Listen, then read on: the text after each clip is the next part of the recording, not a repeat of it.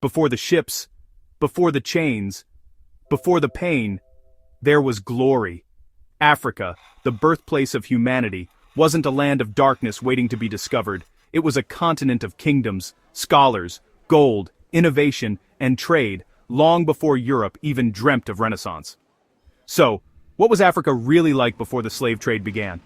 Let's go back, hundreds, even thousands of years, to uncover the true story that history books rarely tell. Our journey begins in the Nile Valley, where the mighty Egyptian civilization rose over 5,000 years ago. But Egypt wasn't alone. To the south lay Nubia, also known as Kush, a powerful African kingdom that rivaled Egypt in architecture, wealth, and military might. The Nubians built pyramids, yes, African pyramids, and ruled Egypt as pharaohs during the 25th dynasty. Their queens, called Candaces, led armies and governed nations. But the Nile was only one river in a sea of African brilliance. Across the Sahara, people were creating art, tools, and trade routes that connected the heart of Africa to the Mediterranean and the Middle East. Fast forward to the golden age of West Africa, between the 8th and 15th centuries. This was the era of Ghana, Mali, and Songhai, three empires so wealthy and advanced that European travelers couldn't believe their eyes. In the Empire of Ghana, gold literally fueled the economy.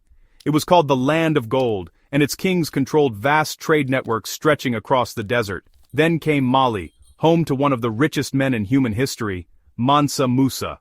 When Musa went on his famous pilgrimage to Mecca in 1324, his caravan, filled with gold and thousands of attendants, was so extravagant that he changed the economies of entire regions just by passing through. Under his rule, the city of Timbuktu became a center of learning, with libraries, scholars, and one of the world's oldest universities, Sankore. Students studied astronomy, medicine, law, and mathematics, centuries before Oxford or Harvard. And when Songhai rose after Mali, it became one of the largest empires in African history, thriving on trade, culture, and science.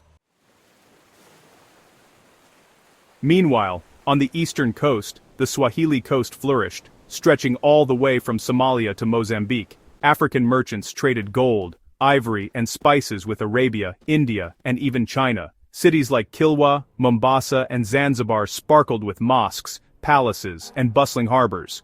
They spoke Swahili, a beautiful blend of African languages, and Arabic, born from centuries of cultural exchange. Further inland, the kingdom of Great Zimbabwe rose with massive stone structures so advanced that early European explorers, honestly, refused to believe Africans had built them. But they did, and their ruins still stand today as proof of Africa's architectural genius. Before the first slave ships arrived, Africa wasn't just one land of tribes in chaos. It was a continent of civilizations. Empires traded peacefully, universities educated generations, art, music, and spiritual traditions thrived in harmony with the land. But soon, everything would change. As European explorers set their sights on Africa's gold, ivory, and people, the balance of power began to shift.